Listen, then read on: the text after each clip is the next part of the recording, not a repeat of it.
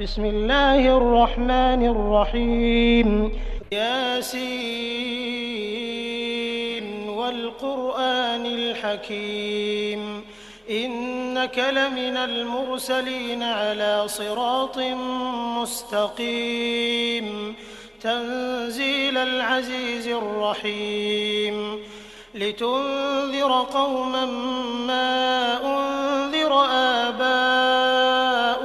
فهم غافلون لقد حق القول على أكثرهم فهم لا يؤمنون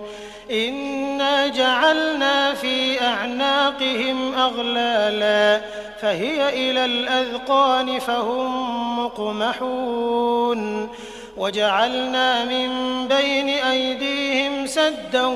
ومن خلفهم سدا فأغشيناهم فهم لا يبصرون